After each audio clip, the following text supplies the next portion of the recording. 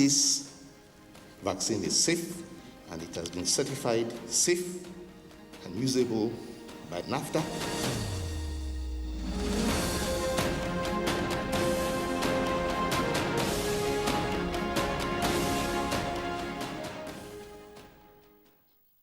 Fellow compatriots, if no single tribe or religion has defeated poverty, then no single tribe or religion can develop Nigeria.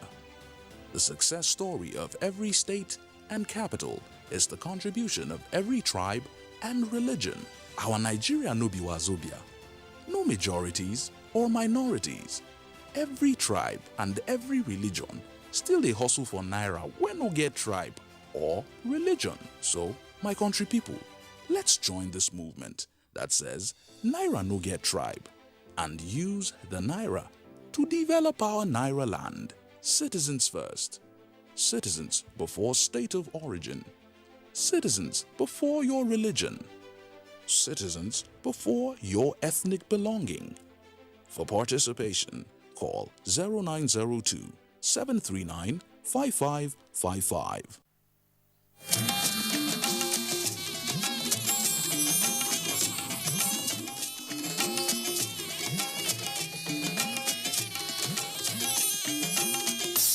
This is the network service of the NTA.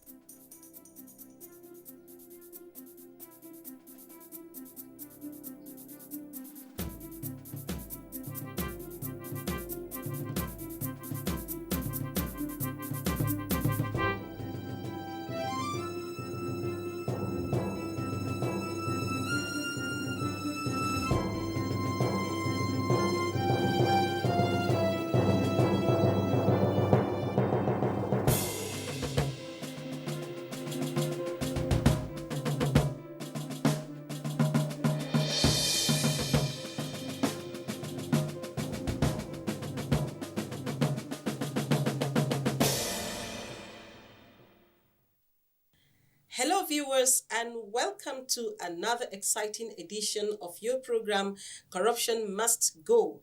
I am your host, Murna Barnabas Atiai. Corruption and its consequences have continually hindered achieving a holistic and sustainable development in Nigeria.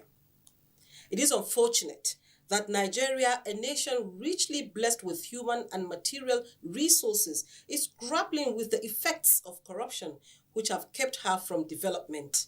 At the same time, Nigerians are seen as highly religious people, especially considering the volume of religious institutions in the nation. Today on the program, we shall be looking at the role religious leaders should play in reducing corruption, promoting positive values among their congregations. But first, let us join Joy Aja as she brings us update on happenings around the commission.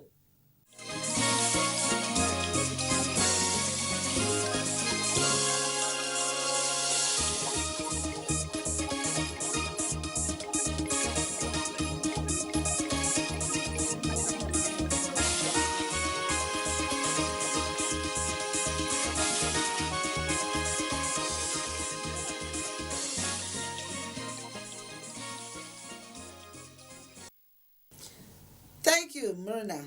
Welcome to this segment on anti-corruption stories. I am Joy Aja. The chairman of ICPC, Professor Bolaji Owasonye SAN, has stated that corruption imparts development, peace and security of a nation in multiple ways. Professor Owasonye made the remark recently in Abuja while speaking as a guest lecturer to course 30 participants of National Defense College, NDC, Nigeria, on the topic Whole of Society Approach in the Fight Against Corruption and Human Security in Nigeria.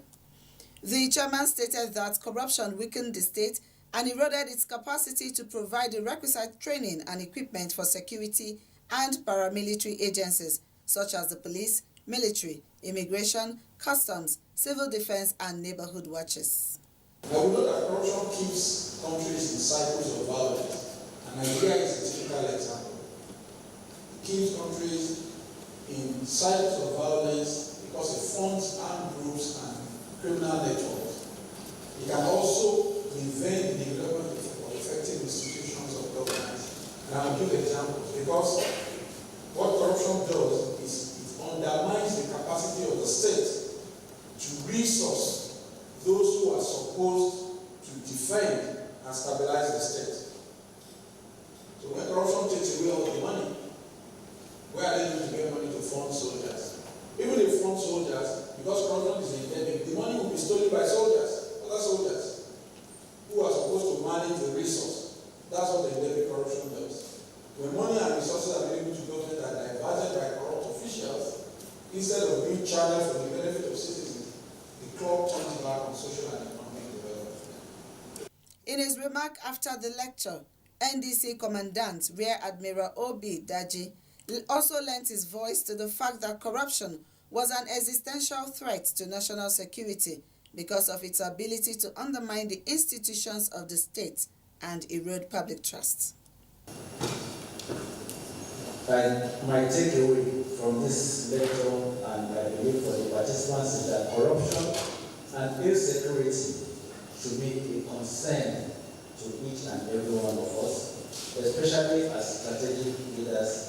We have an important role to play in not facilitating in any way, either because of the systemic nature of the corruption or sectorial, which the speaker explained very well. We should not be in any way facilitators of corrupt practices because of the consequences.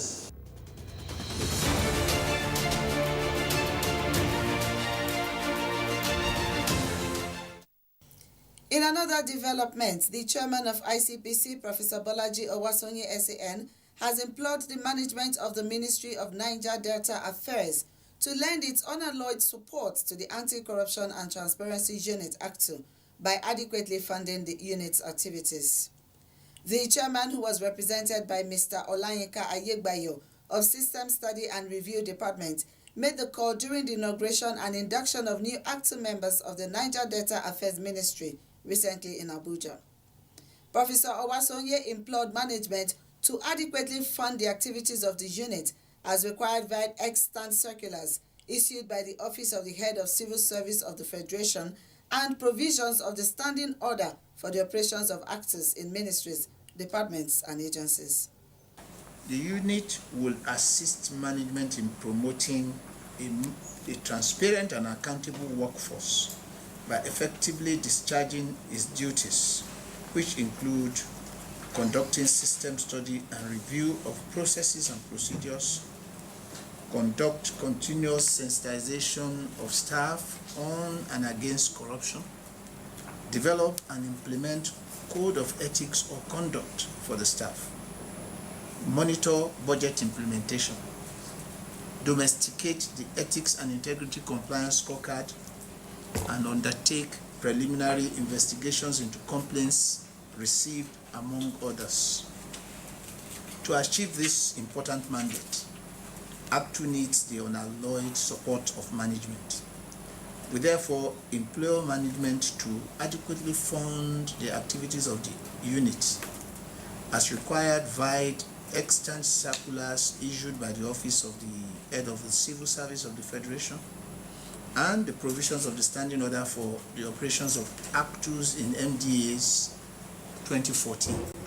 Earlier in his welcome address, the Permanent Secretary of the Ministry, Dr. Babaya Ardo Kumo, spoke on how the ministry attached great importance to the ACTU because of its ability to promote the culture of integrity and reduce corruption. The new MDA structure demands that in all ministries we have the ACTU division.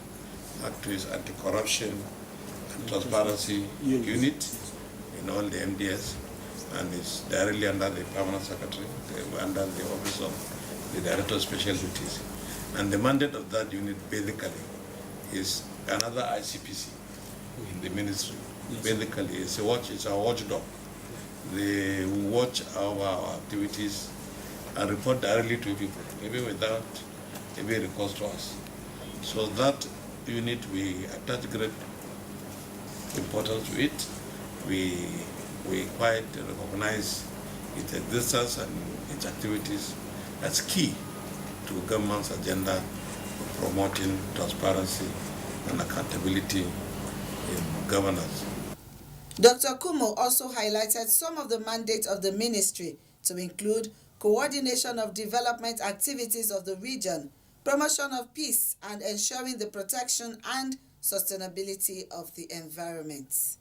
That will be all on this segment. Corruption Must Go continues with Myrna. Stay with us. Fellow Nigerians, do you know that constituency projects are actually your projects? Do you know that constituency projects are funded by the federal government? Do you know that you can track release of constituency project funds for projects located in your constituency and follow up to know how they have been executed? Constituency projects happen because government does not want to leave any community out in development efforts. You have a responsibility to know what constituency project has been planned for your community, how much has been allocated for it, and whether value for money has been delivered. Take ownership of constituency projects located in your community. Protect them because they belong to you. Government knows about your needs and is planning for you. Government needs your help to ensure quality delivery. Know that constituency projects are actually your projects. Protect your constituency project. My constituency, my project. For information on funds allocated to projects in your constituency, call 0800 2255 4272. This message is from the Independent Corrupt Practices and Other Related Offences Commission and the National Orientation Agency. Welcome back. Looking at the high religiosity of both leaders and citizens of Nigeria and the high level of corruption, one can only but wonder at the irony of the situation. Nigeria is greatly blessed and highly religious, and yet poor and highly corrupt. Almost all religions abhor corruption and emphasize on fairness and uprightness at some of the tenets of its doctrine. Can we then say that Nigerians, though religious, are not influenced by the changing power of religion? How can religious leaders ensure that corrupt practices and other related offenses are condemned among their members? We spoke to some religious leaders who shared their thoughts with us on the issue.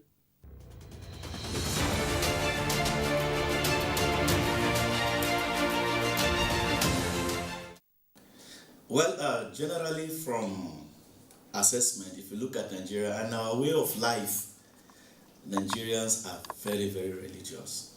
We are very, very religious because in Nigeria, the two major religions we have the Islam and also have the Christianity. And when you look at the general outlook or commitment, how people give themselves to worship,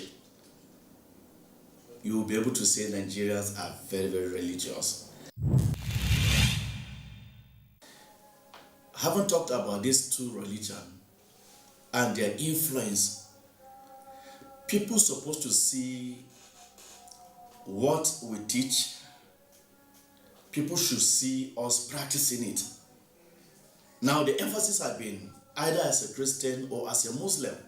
So if you're a Christian, people should be able to know that yes, indeed you are born again, filled with the Holy Spirit. We all go to church.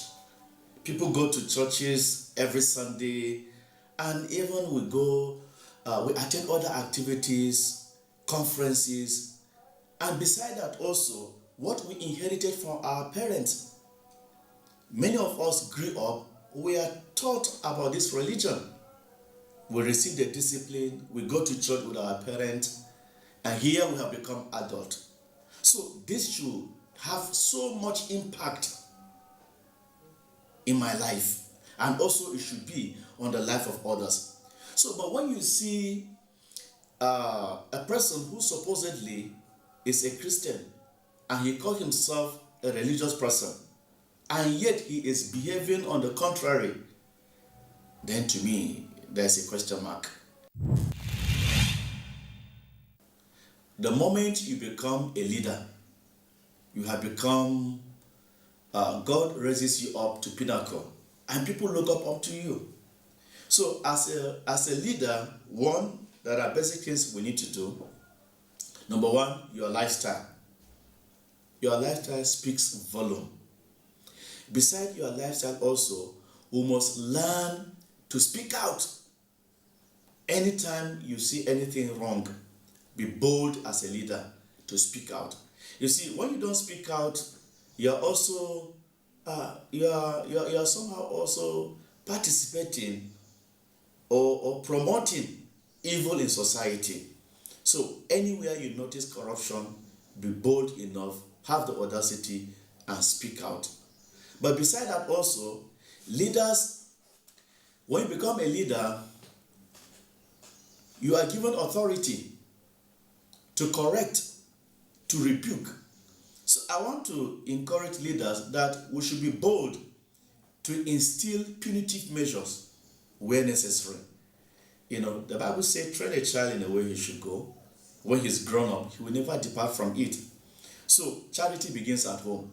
So as a leader in my organization, here in church or in Cannes or wherever I find myself, if I notice anything going within the organization that is corrupting the system, beside my lifestyle, besides speaking out, I should be able to instill discipline in the organization so that it will serve a deterrent to other people.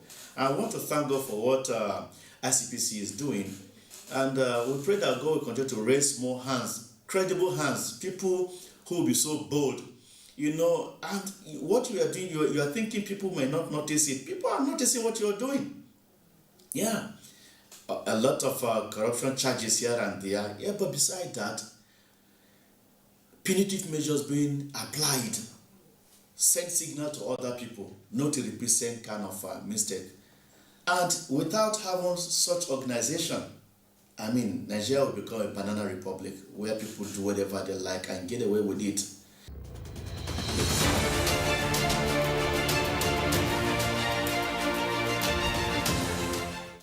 First and foremost, let us look at the type of religion that we believe in. When I say the type, how conscious are we about God?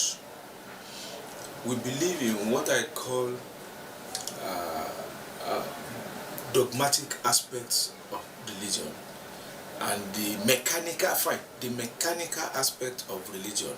I want to pray, I want to beg, I want to go to church, I want to go and see my this, I want to go and... But while we are doing that, also need to be examined. I want to pray. Why do you want to pray? Are you praying because you are worshiping Allah? Are you praying because your community will ostracize you if you are not praying? Are you praying because you want people to appreciate you as somebody that is too godly? Are you praying because you want to, because you know Nigeria, if you want to become much more important, you have to be religious? So the question of how and what are the motive of this, our mechanical aspect of our religion, needs to be questioned in the first instance. And secondly, those who also dole out those messages, what type of messages are they giving to their congregants? So the two of them now work together. We now discover that the one giving the message, he too is doing business. The one that is receiving the message, he wants a better business. So we now have people who are religious but not godly. And that is what we are seeing today. That's why it looks as if, despite the number of churches, despite the number of mosques, despite the information that are available to people about God, about religiosity now, we are not seeing any difference because many things are involved. The kind of messages most religious leaders are doling out today is about encouraging people to go and steal. Because you say, my God is a merciful God. It's not my God is not a poor God. And you are praying, God has not answered you. It means you are not godly from that church or mosque. So you want to do something to get that money or to get rich, no matter how, to come and prove in the church or in the mosque that God has been good to you. Invariably, the messages promote corruption. It promotes evil things. It promotes crisis. Because you won't know what you are saying. This is the implication. When you say, my God is a victorious God, wherever you are the one that's supposed to be in front. So if you are not in front, it means God is angry with you. So now you want to do everything to prove that God is actually happy with you. And that's why you see you now want to be involved. You now want to be involved in anything. Religious leaders must see themselves as representative of God. I always tell people, the role of a religious leader is to know the challenges your people are having, and you now go and meet God what is the solution to these challenges. If a religious man follows his people, the way they are going is just a religious hawker, is not a leader. You must go to God. What should I do to guide my people right? How do you go to God? Either you go to your Quran, your Bible, or you say, when it happened like this, how has it been done before? If you now follow your whims and caprices, it means you are a business person. You just want to be relevant. A religious leader should be able to have something doing, to be able to say the truth. If religious leader 100% solely depends on the charitable act of his community, of his congregants before he survives, definitely, even when he's not telling lie, he will not say the truth. I am a Nigerian, a highly cultured race. My culture abhors corruption, and with my integrity, a new Nigeria is possible. I say no to corruption today to build a future for my children. Join me and imbibe the culture of integrity to build a Nigeria of our dreams. You're still watching Corruption Must Go. To ensure that the anti-corruption message is preached in our religious institutions, ICPC convenes the Religious Leaders Forum. An officer from the Public Enlightenment and Education Department of ICPC tells us more.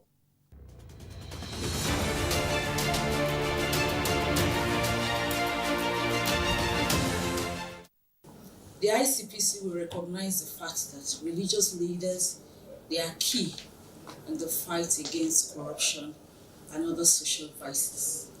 This is because they interact with their congregation and their members, and they have a way of influencing their decisions and molding their opinions against corruption.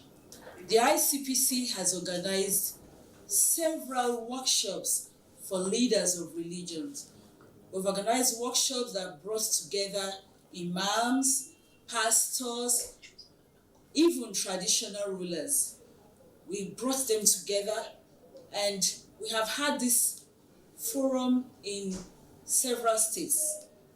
They were interactive forums that brought leaders of religions together, and they pledged to use their platforms to pass across the anti-corruption message. Apart from that, we have also addressed several religious gatherings. For instance, we addressed the Baptist Convention in 2010. We have also gone to other churches where they had major conventions to talk to members of the congregation. In Osun State, we have visited several mosques during the month of Ramadan. That is supposed to be a holy month where, Muslims come together and then they pray. We have gone there and we have addressed the imams and members of the congregation in several mosques in Osun State. We have also worked with a foundation called Luxterra Foundation, led by Reverend Father George Ehusani. Severally, they brought participants to the commission here in the FCT Abuja, and we interacted with them. In all of these forums, these clergymen have pledged to take a stand against corruption and ensure that they speak to their congregation to also take a stand and join the ICPC in the fight against corruption.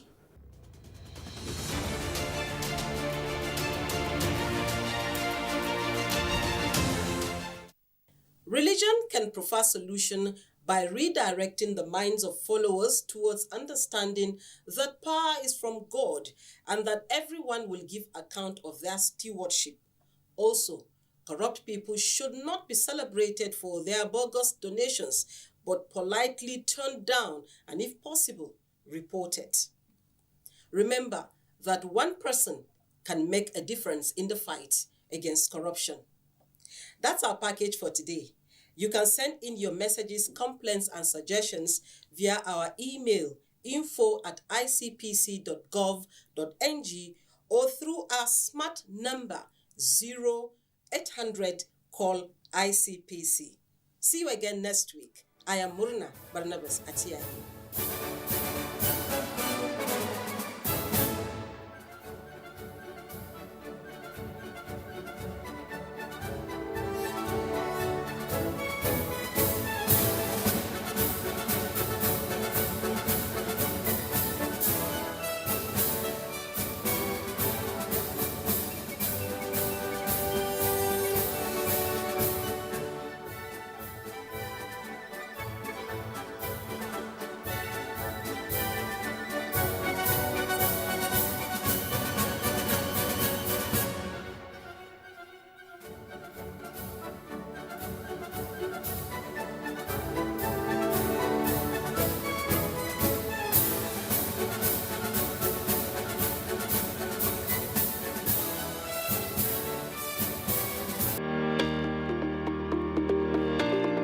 This week on Executive Discuss.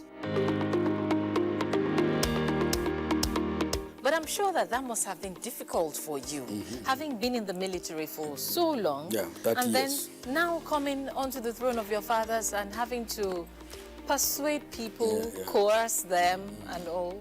Yeah. That would have been difficult. No, luckily for me, when I was in the military, I was not totally detached from my people. From your people. Yes. I come home on holidays. And you persuade when you come home? No, when I come home, I look at them, and then I listen to them, and then what I can do, what I could do, that I do it, and then the one that my military background will allow me, I just ignore it. I just ignore it. I leave. But now I can't ignore it. You just have to face it head on.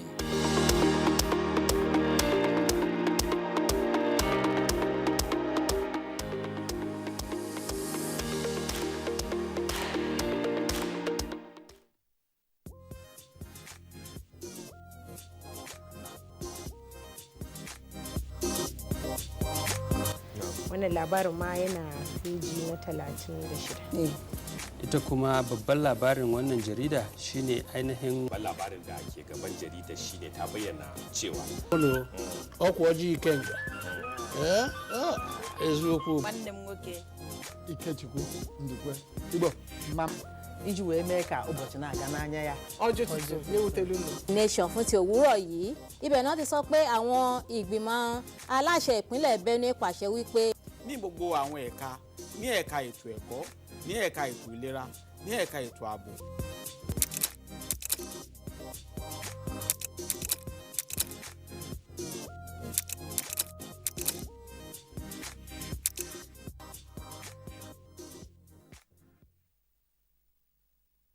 I never get this kind of thing or I hear it. Nínú ẹgbẹ́ la wà tá a ti gbọ́ formation tíjọba tó ń ṣèrànlọ́wọ́ fáwa télọ̀ wọ́n nítorí COVID-19.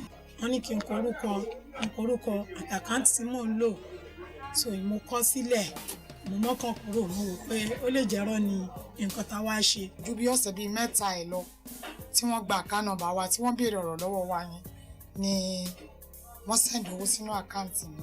ọjọ́ yẹn náà ni mo fi owó kún mo dẹ̀ lọ ra fóònù so láti ìgbà yẹn mi ò ní ìṣòro pẹ̀lú àwọn kọ́sítọ́mà mi mọ́. òṣèré tó máa gba 30,000 ẹ̀ tẹ́ wàá fẹ́ materials pátápátá tẹ́ ẹ̀ máa ṣiṣẹ́ family àjẹun ìyàwó àtọmọ máa jẹun wọ́n appreciate. mo dúpẹ́ lọ́wọ́ federal government fún nǹkan tó ń ṣe.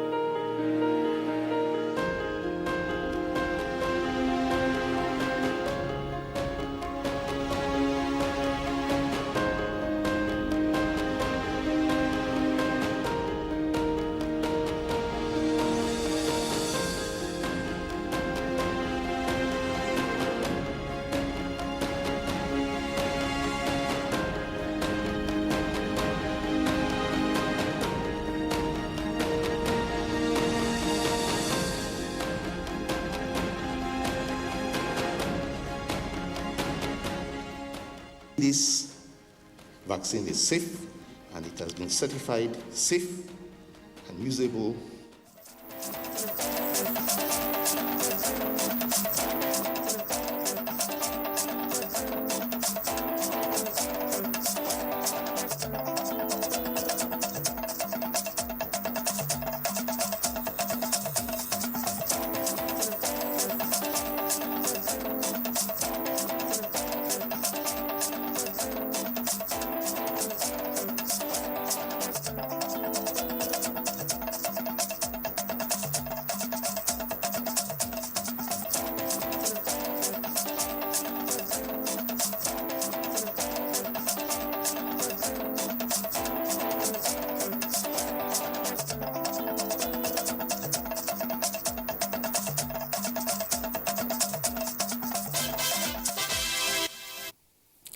Hello and welcome to Nationwide on the network service of the NTA. I am Lydia Odijeochi. We're glad to have you join us.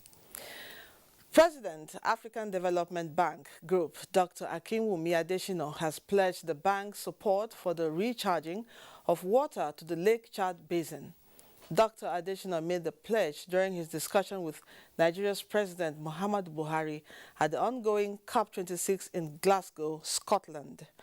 The AFDB head, after a meeting with President Buhari at the COP26 in Glasgow, confirmed he asked for the president's leadership to help on the recharging of water to the Lake Chad Basin with a promise to rally behind the Nigerian leader. He stated that the cost of inaction is greater than the cost of action as it regards reviving the dried Lake Chad. The shrinkage of Lake Chad has been pointed to be one of the main factors responsible for insurgency and socio-economic unrests in the Lake Chad Basin Commission member countries, which include Cameroon, Chad, Niger, and Nigeria, as major sources of livelihood, including farming and fishing, of about 40 million people living along the Lake Chad Basin are said to be affected. Preserving public confidence in justice processes is vital for entrenching a sustainable democratic society. This is, however, subject to the enactment of relevant laws by the legislature. Chief Justice of Nigeria Ibrahim Tanko Mohammed mentioned this during an oversight by the Senate Committee on Judiciary in Abuja. National Assembly correspondent Abdullahi Aminu reports. Justice Muhammad Tanko, who affirmed the independence of the judiciary, requested the senators to intimate him on any legislative observation made about the country's federal courts administration. I'm very confident that our legislature is doing the right thing, and I am sure that they are observant of what we do.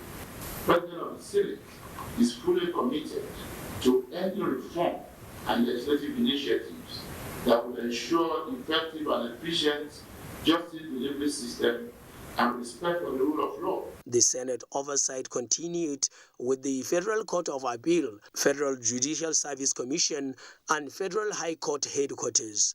More funding is needed in order to meet the competing needs of the courts and judicial bodies. The committee, after being briefed on the expenditure by the Sharia Court of Appeal and the National Industrial Court of Nigeria, has promised to consider infrastructural decay of some federal courts and provision of information technology in the proposed 2022 budget. In Abuja, Abdullahi Aminu, NTA News.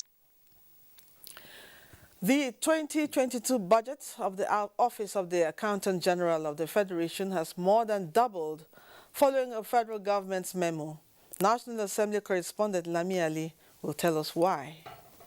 From about 4 billion naira in 2021, the proposed budget for the Office of the Accountant General of the Federation in 2022 is pegged at 10.4 billion naira.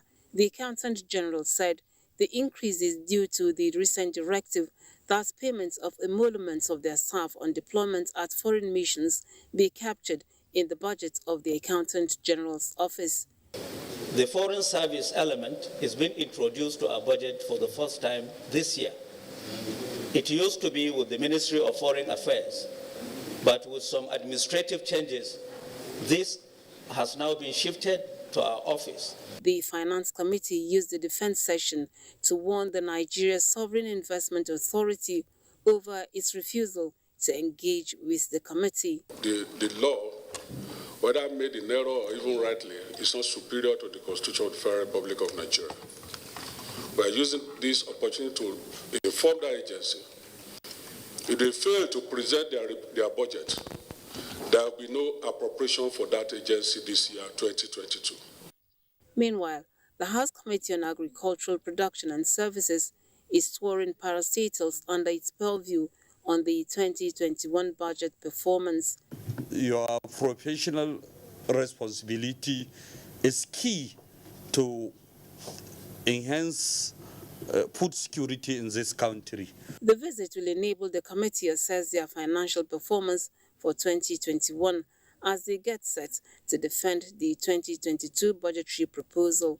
From the National Assembly, Lami Ali, NTA News. Electorates in the upcoming Anambra State governorship election have been reminded by guests on Good Morning Nigeria of some of the negative consequences of selling their votes on Saturday. Thomas Obetere reports. In 3 days, the much-awaited 2021 Anambra State governorship election will take place with about 18 political parties for the ballot. Guest on Good Morning Nigeria noted that the people of Anambra must understand that succumbing to the temptation of vote buying will keep Anambra in the state of underdevelopment, total negligence of the people, and other negative challenges bedeviling the state may continue as the electorate will not have the moral justification to hold their leaders accountable under such circumstances. In this election, the Anambra people not to allow their conscience to be bought, not to allow anybody to come and bring peanut for them in the name of buying their vote, because that their vote is what will help to change whatever they consider as bad governance or good governance that will come. To that extent, we're going to have a free and fair process, yes. The militarization notwithstanding, just come out from your home, move to the closest place, which is your polling unit, vote there, remain there, cast a vote, and go home. Guest also admonished the electorate to come out en masse to ensure that the best candidate is voted to steer the wheel of leadership towards solving some of the peculiar concerns across the state. In Abuja, Thomas Ubetere, NTA News. We still have more Anambra governorship election, but first let's join Adeni live in Lagos for an update. More reports on the collapsed building in Lagos. Adeni, is over to you. What's the latest? Good afternoon, Lydia, and welcome to Lagos. It's still a very busy day out here on day 3rd of the collapsed building here in Ikoyi, Lagos. It's been about 50 hours, and right behind me, the rescue search and rescue operation. The search and rescue operation is still ongoing. About 6 excavators have been deployed, while one is on standby to be called into action at any time from now. Earlier today, the governor of Lagos State, Babajide Sanwo-Olu, was here. He took a tour of the scene, and later he addressed journalists and families of in this accident. He told journalists that several measures have been taken by the government, one of which is to ensure that relatives get, they get closure, they get justice. He started by telling us that a 6-man panel of inquiry has been established to, among others, investigate the remote and other causes of this particular incident. He also said that the general manager of Lagos State Building Control Agency, Mr. Bolaoki, has been suspended for now as part of measures to ensure that the proper investigation is done and justice is served. Apart from that, he also he told families of those who are trapped under the rubble that 9 people were rescued alive, but others who died, he gave 21 as a number, have been taken to morgue, and autopsy has begun to actually identify those who are involved so that families can retrieve their body for proper burial.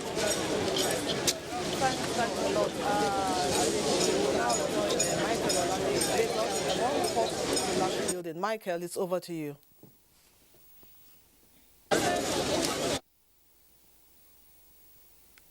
Disaster was averted in Lagos this Wednesday around the Ikeja axis due to the quick intervention of emergency responders to the scene of a gas pipeline burst by some unidentified persons. Abolade Salami reports that no casualty was recorded. Residents around Oba Akran and Nifowoshe streets and Medical Road along Ikeja underbridge in the early hours of Wednesday went panic owing to a gas pipeline leakage allegedly burst by some unidentified persons. The situation, which was quickly brought under control by emergency responders, averted any form of disaster to persons and property. We now noticed that it was the way, gas has its own sound and noise. So people started running head-to-scatter to God be the glory. They called Lagos State emergency for fire and all that. So they now came and they make sure things are in order. They want to remove some scrap there. In the process now, they call the gas pipeline. They're not the contractor.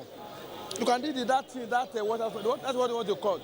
Safety officials at the scene have therefore advised shop owners not to open for business or use any naked fire for safety reasons until all investigations are concluded. In the meantime, traffic has been diverted to ease vehicular movement while the area has been cordoned off. In Lagos, Abolade Salami, NTA News. Media practitioners are advocating strengthening democratic tenets to create enabling environment for journalists to operate and safeguard the interests of the citizens. This view was shared at a workshop for journalists tagged Safety of Journalists in a Pandemic Nigeria, Max Up or Shut Up. Days of impunity against journalists are gradually being eclipsed with liberal legislations which empower than limit. But as observed by this platform, the coronavirus pandemic created more human rights challenges than ever, with journalists most affected. This is, however, supported by a Geneva-based non-profit press emblem campaign that 861 journalists have died of COVID-19 in the last 1 year. Most countries classify the media as essential service workers. If they are really essential service workers, the kind of protection that we're giving to nurses to protect themselves while they carry their duties, I think something close to that should also be applicable to the media. As the fourth estate of the realm, the journalist has the mandate of keeping tab on societal issues as they affect the citizens. This role will be fruitful if the society returns the trust in form of protecting journalists. Democracy thrives through the freedom of expression. Democracy thrives through accessible to reliable and truthful information. And for our society to thrive, the press must live up to the expectation. They must unmask the truth. The conveyor of the workshop was inspired by a UNESCO's record, which indicates that 1,200 journalists have been killed between 2006 and 2020 for bringing the news to the public, while 9 out of 10 of the killers walk freely without prosecution. And to the judiciary, we want justice. When a case is brought to them concerning either the journalist or anybody, it should be viewed on the merits of that case. The Nigerian Union of Journalists is working on a constitutional review that will further protect practitioners and closely monitor conveyance of fake news. That is it from here. The news continues shortly after this break. Please stay.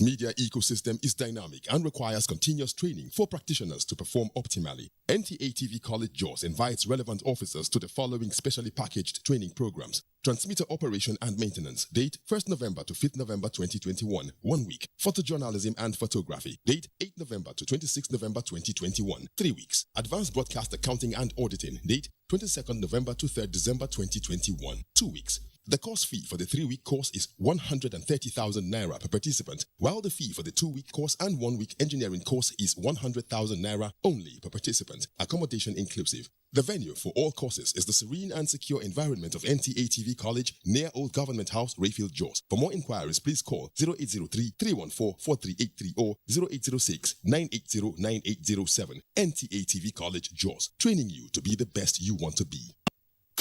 One country, one peaceful people, united in diversity. We are great Nigerians. Let's be peaceful. We refuse to be manipulated by desperados and instigators. We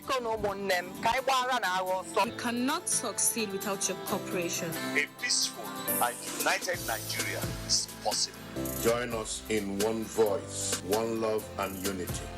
As we march round 36 states of Nigeria, including the FCT, for national peace and unity campaign to communities. Babban taron Najeriya domin dawo da soyayya a tsakanin mu 'yan Najeriya. When the power of love overcomes the love for power. For our country, Nigeria. Together we stand. This message is brought to you by the ambassadors of Voice of Change Initiative, supported by Nigerian Television Authority (NTA) and Federal Capital Territory (FCT). Chelsea will be hoping to continue a hat-trick of victories against teams in the relegation zones when they welcome Burnley to Stamford Bridge. Will they succeed this Saturday? It's Chelsea versus Burnley on the Premier League Live, showing on the network service of the NTA from 3:30 p.m. The Premier League Live is brought to you by Baba Ijebu and powered by Integral.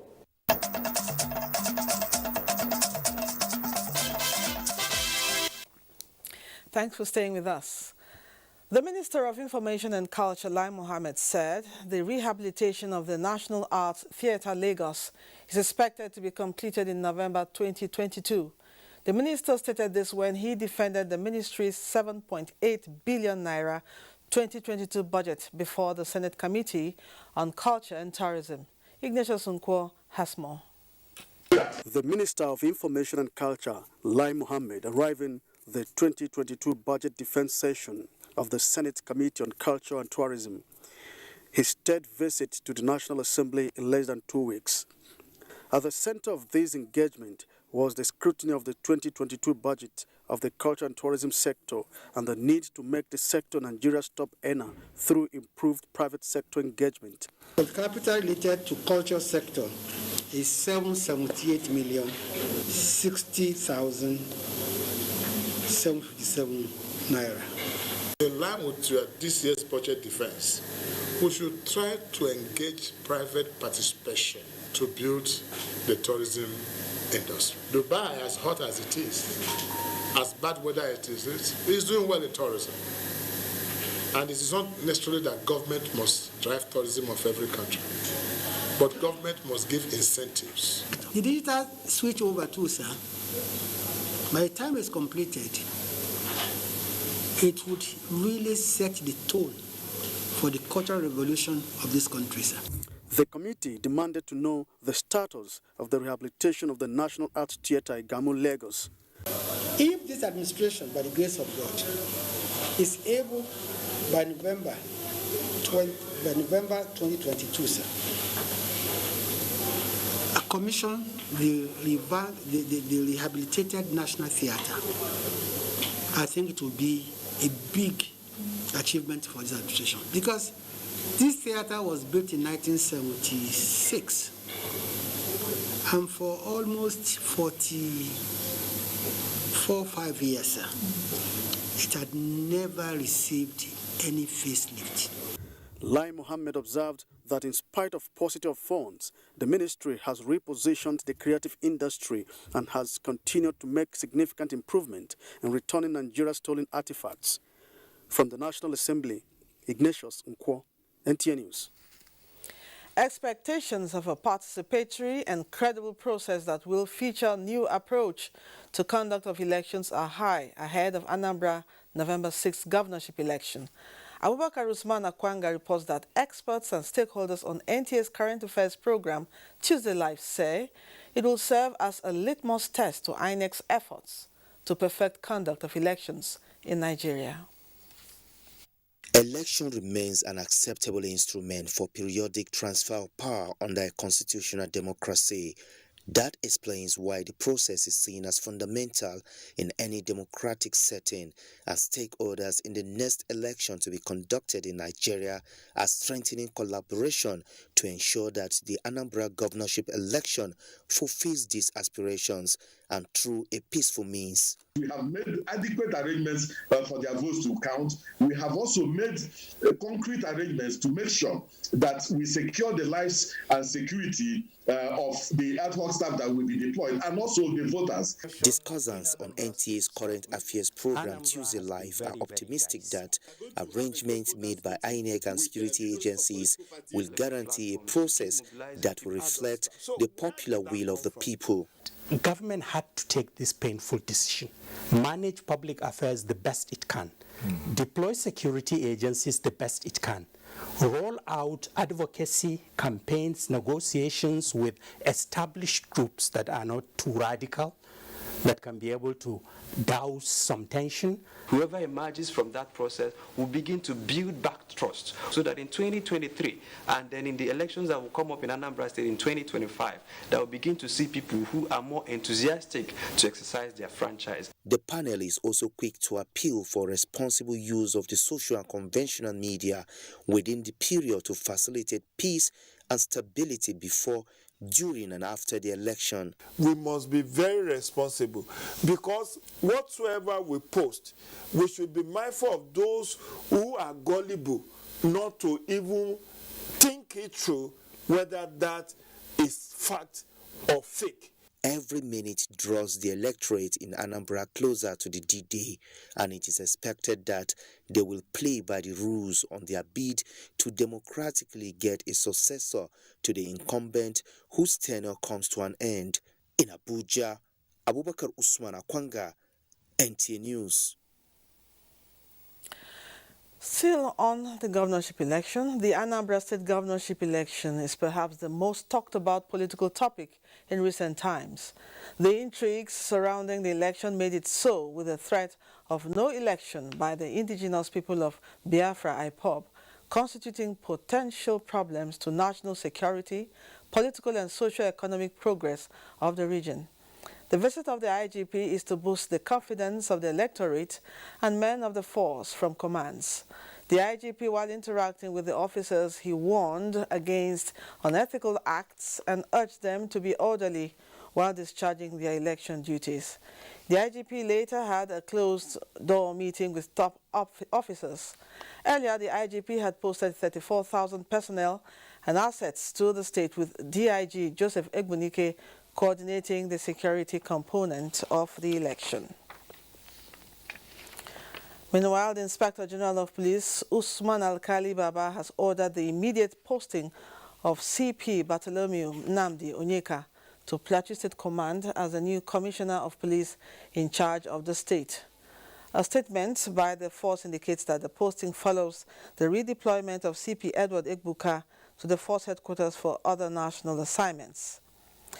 The IGP, while assuring the people of Plateau State of the unrelenting commitment of the police leadership to containing prevailing and emerging crimes in the state, charged the new Commissioner of Police to deploy his community-building experience in ensuring improved public safety and security of lives and property of the citizenry in the state. Ogun State Governor Dapo Abiodun says from January 1st, 2022, residents with no evidence of full vaccination of COVID-19 will be denied entry into government offices and schools, including market outlets in the state. The governor did this at the flag-off ceremony of COVID-19 mass vaccination campaign in Abeokuta, Ogun State. Yemi Dalemo reports. Ogun State Governor Dapo Abiodun at the flag-off ceremony of mass vaccination against COVID-19 in the state said the campaign, in partnership between the National Primary Healthcare Development Agency, is to ensure that 2 million residents in the state get vaccinated against the pandemic. We will not allow Okada to carry you. We will not allow taxi to carry you. What we are allowed in our markets, we will enforce this card. So to be forewarned is to be forearmed. This should be an impetus. It should be a motivation for Nigerians to take the vaccines so that we can go back to the way we used to live. The state has also increased the number of COVID-19 vaccination centers to reach the nooks and crannies for the exercise. From here, we're going to roll out 442 fixed vaccination sites. We're going to have mass vaccination sites such as this in every local government. Stakeholders at the event commended the initiative, while some residents seized the opportunity of the campaign to receive their jabs of the COVID-19 vaccine. It's great to have it because it's a COVID-19. It's really good to do it. Residents from the age of 18 and above are advised to come out en masse and get vaccinated so as to flatten the curve of the virus. We now join Sadia in Sokoto for more reports on Nationwide. It's over to you, Sadia. Thank you, Lydia. About 400 wet and dry season farmers at Sala village and its surrounding communities in Tambua local government area of Sokoto State have been presented with water pumping machines to improve food production. The machines were distributed by the Federal Ministry of Water Resources. Sheikh Muhammad Detti reports. Federal government has continued to accord top priority to agriculture in the interests of the nation's food security. This time around, Federal Ministry of Water Resources, through the Sokoto River Basin Development Authority, is supporting farmers with water pumping machines. Director of Agri Services, Sokoto River Basin Development Authority, Professor Ahmad Ladan Allah, said it is part of government's effort to boost food security and employment opportunities in rural areas. Federal government is to construct tube wells and boreholes to benefit the communities and ease farming activities. And we feel that is the easiest way we can create a lot of jobs, get people out of poverty, out of unemployment, make them to have income so that they can have a sustainable means of sustenance. District head of Dogondaji, represented by Umar Majidadi, tasked farmers to utilize the machines for the purpose they are meant for. Some of the benefiting farmers thanked the federal government for the kind gesture. In Sokoto, Sheikh Muhammad Detti, NTA News. Sultan Muhammad Saad Abubakar has been described as a traditional ruler and monarch that has been towing the path of simplicity to all since his coronation as the Sultan of Sokoto. This was part of issues that dominated paper presentations on the progress and prospects of Sultan Muhammad Saad Abubakar at his 15th year commemoration of the 20th Sultan of the Sokoto Caliphate. Reports. The paper presentations on the progress and prospects of Sultan Muhammad Saad Abubakar were presented by Professor Ishaq Akintola from Lagos, as well as Dr. Umar Mustafa from Borno State. In their paper presentations, issues on the uniqueness of the monarch, his positive impact on the fight against gender-based violence, out-of-school children syndrome, Al-Majiri phenomenon, among others, were highlighted. Also touched were his contributions towards ending religious dichotomy, tribal differences, unification of Muslim Ummah, as well as ensuring peaceful coexistence in different aspects of life in the country.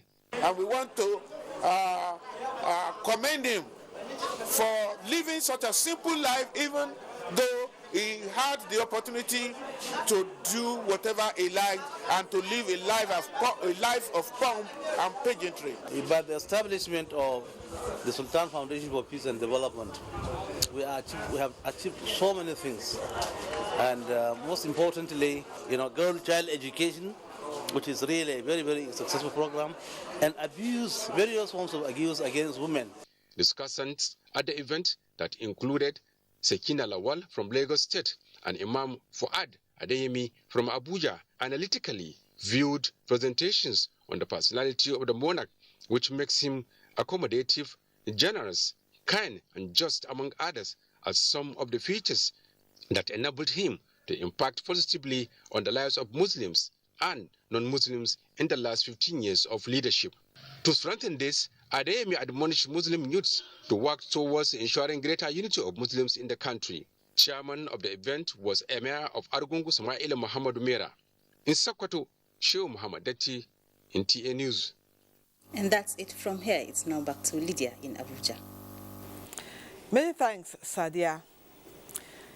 In a bid to strengthen the humanitarian environment in the country, the Ministry of Humanitarian Affairs, Disaster Management and Social Development has organized a training for stakeholders on capacity building for better understanding on the use of cash and voucher assistance for beneficiaries. Ruth Agwele reports. Achieving social inclusion in any society cannot thrive effectively without financial inclusion, and cash and vouchers are critical for providing humanitarian aid to beneficiaries. To that effect, the Ministry of Humanitarian Affairs, Disaster Management and Social Development is collaborating with development partners to sharpen shared understanding on the use of cash and voucher assistance to identify and develop an inclusive policy that will strengthen the capacity of cash and voucher assistance in the country. It's about giving people choices so that they can prioritize how they use scarce resources. And it's not up to us as the providers of assistance to decide what is important for them in their lives. Cash and voucher assistance is rapidly expanding modalities for the delivery of humanitarian assistance in Nigeria. The Honourable Minister for Humanitarian Affairs, Disaster Management and Social Development, or resumption of office identified the gap and included the development of a national cash and voucher assistance policy in a strategic 7-point agenda. A communique is expected at the end of the training with enhanced capacity to address operational challenges faced by operators and make cash and voucher assistance seamless and easily accessible to beneficiaries. In Abuja, Ruth Agwele, NTA News. In spite of the successes being recorded in the fight against drug abuse in Nigeria, recently, more needs to be done towards ensuring that youth stay away from the menace. This was the central theme at the 20-year celebration of Center for Ethical Rebirth among Nigerian youths and the flag of Major General IBM Haruna nationwide campaign against drug abuse and insecurity. Haman Jabani reports. Dynamite. Drug abuse can affect all aspects of a person's life beyond their physical health. It decreases a person's productivity and challenges the community's sense of security, love, and peace. It is against this background that the Center for Ethical Rebirth Among Nigerian Youth, Serani, a voluntary organization, was conceived 20 years ago to be a catalyst for the moral awakening of Nigerian youth through sensitization, enlightenment, and equipping patriotic and credible fraction of Nigeria's youth population for the inevitable battle against drug abuse. Celebrating its 20 years of existence, the organization launched the Major General IBM Haruna nationwide campaign against drug abuse and insecurity with the aim of government at all levels, public and private sectors, to key into the fight which they believe is linked to insecurity. If you cut the supply of substance to all these bandits, these criminal elements and insurgents, you'll find that this whole thing will begin to go down. Major General IBM Haruna and representatives of Chief of Army Staff, Chairman NDLEA, governors of Osho, Niger, and Kogi states, as well as other speakers, commended Serani for its campaign against drug abuse over the years, while appealing for all hands to be on deck in the fight. Young people of Nigeria to take ownership of the fight against drug abuse and insecurity. Because what is really at stake is their future. The Major General IBM Haruna nationwide campaign against drug abuse and insecurity is to commence with Sokoto State and ends with Lagos State. Hamad Jabani, NTA News. 11 inmates of the Medium Security Custodial Center, Ibarra, Ogun State, have been matriculated into the National Open University of Nigeria to study various courses. The Vice-Chancellor, Professor Olufemi Peters, wants the inmates to be good ambassadors of the university in their conduct and urges them to have thirst for knowledge and be a generation that will restore Africa's pride to help change the continent after their release from custody. In a statement by the Public Relations Officer, Nigerian Correctional Service Ogun State Command, Victor Oyeleke, Controller General of Corrections Haliru Nababa also implores the matriculating students and other inmates to take advantage of the opportunity given by the university to add value to their lives. There are currently more than 3,000 inmates undergoing various programs with the National Open University of Nigeria and other higher institutions that are in partnership with the service. Jos is next, and Zinret is standing by with more reports on Nationwide. Hello, Zinret. To ensure public safety on roads in the state. Priscilla Grumnan reports. Plateau State Command of the Nigeria Security and Civil Defense Corps has paraded suspects who... We hope to rejoin just as soon as they are ready. Let's go on. The Nigerian Army is upscaling support for the ongoing mobbing of illegal arms across the country. The Chief of Army Staff, Lieutenant General Farouk Yahaya, stated this when he received the Pioneer Coordinator, National Center for the Control of Small and Light Weapons, Major General Abba Diko, on a working visit to the Army headquarters. Proliferation of weapons, the Army Chief says, partly accounts for the increase in crime wave in parts of the country.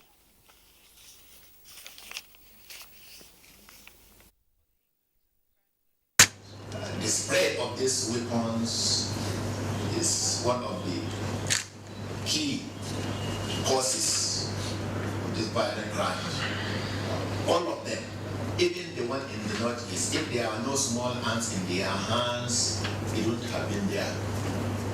The police would have just cut all of them. The most we can do is strengthen up our own defenses around the border. If they pass well, because. But now other things that can be done to control this is in the diplomatic cycle that I believe the centers are liaising with the National Security Advisor could now take it up. Center for the Control of Small and Light Weapons, domiciled in the Office of the National Security Advisor, is part of ongoing restructuring of Nigeria's security architecture to strengthen regional mechanism for the control of proliferation of weapons. The Nigeria Television Authority, NTA, is working towards upgrading its Kano station to a network center to ensure wider coverage. The Director General of the NTA, Yakubu Ibn Mohammed, stated this during an interactive session with the staff of the station shortly after attending the launching of the digital switchover in the state. Elizabeth Yila Lamido reports. The mandate of the Nigerian Television Authority, NTA, is to provide independent, impartial broadcasting, as well as serve as a tool for national integration. With broadcast stations in all the 36 states in the country, the NTA also has 10 network centers to improve efficiency and better coverage. While attending the launching of the digital switchover in Kano, the Director General of the NTA, Yakubu Ibn Muhammad, took time to visit the station in the state and had an interaction with the staff. He also reiterated his commitment to upgrade the station to a network center come 2022. One of the advantages is that we can anchor the network news straight from Kano, right? And we can take the governor's broadcast live straight from Government House, and we can have reports, reporters reporting live from locations. So the advantages are enormous. We do hope and pray that latest by March next year we'll have a network center in Kano. Yakubu Ibn Muhammad commends the management and staff for putting in their best in discharging their duties and urged them to continue doing so, for to whom much is given, much is also expected. From Kano, Elizabeth Yilalamilo, NTA News. We'll now go on a break now. Nationwide continues in just when we come back. Youths are about the greatest assets the country has at the moment. It is therefore not surprising that the administration of President Muhammadu Buhari is strategically responding to the yearnings of the youth through multiple projects and programs. Youth entrepreneurship support years by Bank of Industry, the Youth Investment Fund by the CBN, and several other conditional cash transfer programs. Recruitment of 774,000 social workers, majority of whom are youths, and so many other projects that are beneficial to youths directly or indirectly. If the administration can do all this, definitely with a degree of patience and time, it can achieve more. Nigerian youths must come together to say no to terrorism, no to vandalism, and no to all disruptive tendencies. Hashtag Youth for Greater Nigeria. Pacifying the youths, unifying the nation. From dusk to dawn, 24 hours a day, NTA International is with you in your living room, office, everywhere and anywhere. We provide the company you desire in terms of balanced and up-to-date news, programs and the best of entertainment. Tune in to DSTV channel 251, GoTV channel 91, Freeview UK channel 264, or you can download www.visiontv.co.uk. App for iOS or Android.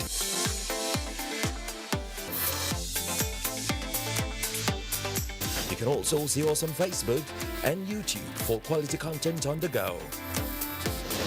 NTA International, Africa's window to the world. Chelsea will be hoping to continue a hat-trick of victories against teams in the relegation zone when they welcome Burnley to Stamford Bridge.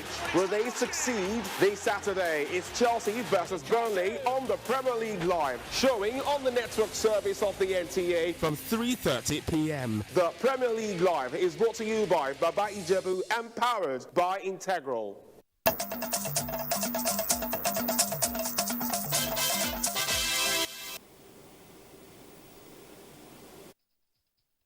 Thanks for staying with us and welcome to JOS. Plateau State Government has resolved to bring sanity to the transport system in the state with the inauguration of a 7-man interim management committee on road traffic administration and vehicle inspection to drive this course.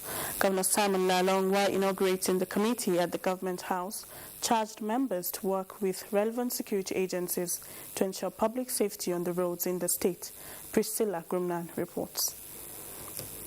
It is in continuation of the state government's effort at ensuring enhanced road traffic management and safety that it signed into law the bill for the establishment of the Plateau State Road Traffic Administration and Vehicles Inspection Authority in 2020.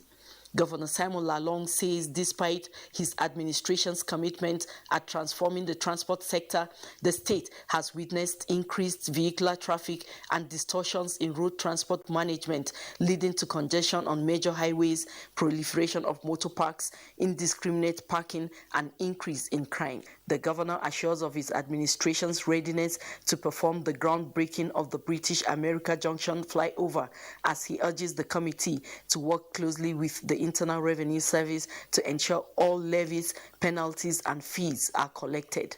This committee is to prohibit vehicles waiting or parking on any specified highway within the Jos Bukur metropolis, as well as to regulate the conduct of persons driving, propelling, or in charge of or riding any vehicle or animals on highways within the metropolis. We are promising you that we are going to work with you in order to achieve these noble objectives that you have set for the state. The committee members are constituted from government agencies and the Road Transport Workers Union. In Jos, Priscilla Grumnan, NTA News. Plateau State Command of the Nigeria Security and Civil Defense Corps has paraded suspects who specialize in vandalism of power cables and railway accessories. Caleb Gochin has the report. Briefing newsmen, Commandant NSCDC Plateau State Command Alexander Bisa Barunde says the arrest of the suspects followed due diligence on the part of communities and men of the command. You can see some scraps, and then the railway slippers was concealed under the net. The investigation is on. We are trailing to ensure that the owner of the truck is being arrested. Cyril Peter Shiong, who confessed to the crime of stealing JEDC armored cable, says he is pushed into the crime to cater for his family. I stole the armored cable from transformer on my way coming, and the community police in my environment, in the place I went to steal, they arrested me and took me to the civil defense office. Driver of the truck conveying the stolen railway sleepers, Umar Bala, and his assistant, Saddam Umar, who spoke in Hausa, say they are unaware of the stolen items. Also in custody of the command is the rider of a tricycle, who is said to convey some individuals who robbed a lady of her valuables. I carry passenger, I don't know they went and commit crime. They now come and arrest me. The suspects are to be charged to court soon when investigations are concluded. In Jos, Caleb Gochin, NTA News. And that's it from here. There's more reports with Lydia in Abuja. Thank you, Zinret. Nigeria is exploring more definite measures in the quest for securing its cyberspace, especially as the world is experiencing a worrisome advent of cyber threats. At the moment, key players in the sector are increasing their sensitization efforts across the country while taking necessary steps to fast-track the implementation of the National Cybersecurity Policy and Strategy to mitigate risks. ICT correspondent Joseph Johnson, who was at the Nigerian Communications Commission's annual Cybersecurity Conference, has more. Technology advances in the digital space amplifies vulnerability opportunities which malicious parties seem quick to exploit, thereby slowing down the gains of digital economy. In this cybersecurity conference organized by Nigerian Communications Commission (NCC) in collaboration with the Office of the National Security Advisor, experts are exchanging ideas on how trust is valued by institutions, businesses, and the public, as they insist that the digital economy should be built on trusted technologies and partnerships, which will in turn ensure strong cybersecurity that rides on public's confidence, security, privacy, and safety.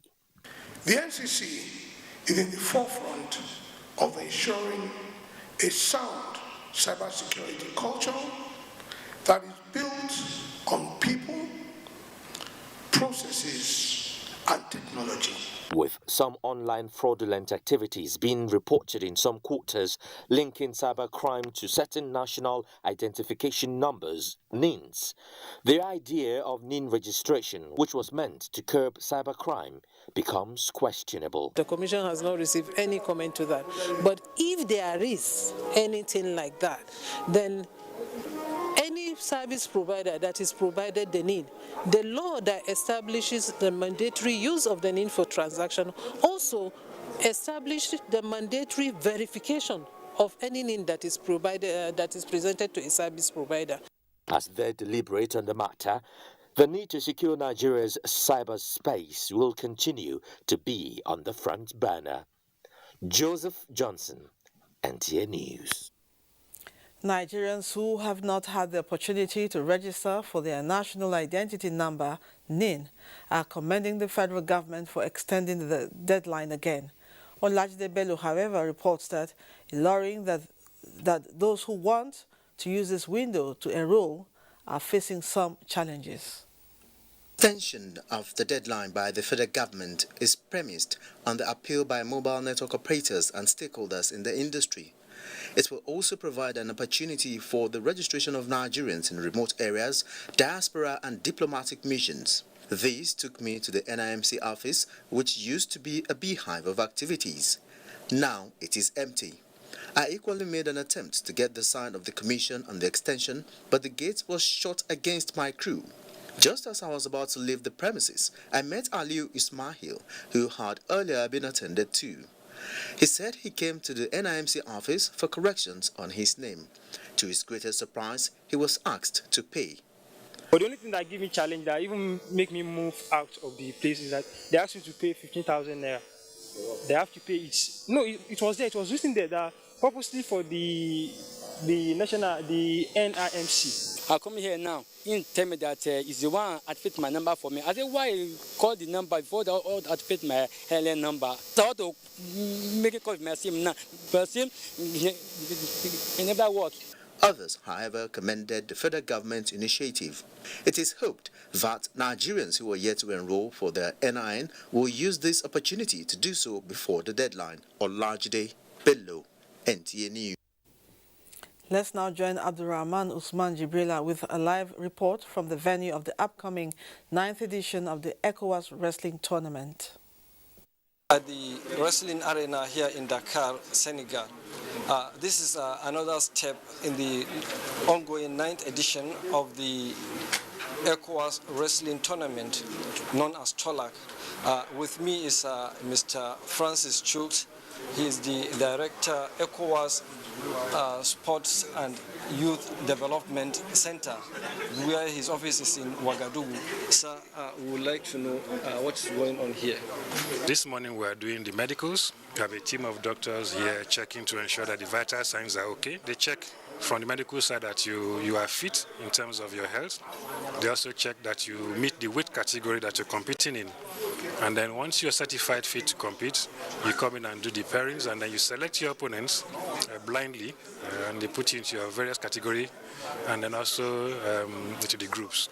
Tomorrow the group competitions start with individual weight category elimination series up to the finals. So you determine tomorrow who the semi-finalists will be, who the finalists will be, both just for the individual category. On Friday, the group categories will take place up to the semi-final stages, and then on Saturday, you have the final groups to determine who the winners will be and who the second and third places will be. Thank you very much, sir. Thank you very much. Let's have Mr. Sinovic Baltic, the Nigerian captain of the wrestlers. Sir, how prepared are you? We are prepared for this tournament, and I believe that we are here in Dakar to make sure that Nigeria government, Nigeria officials, our fans over Nigeria's, have a good lookings in this tournament. Thank you very much, Mr. Azeri. You've had it all from the Director of the ECOWAS Sports and Youth Development. Back to the studios. We still have more on sports. Up next is Sports Update. Safety Babes of Abuja have emerged champions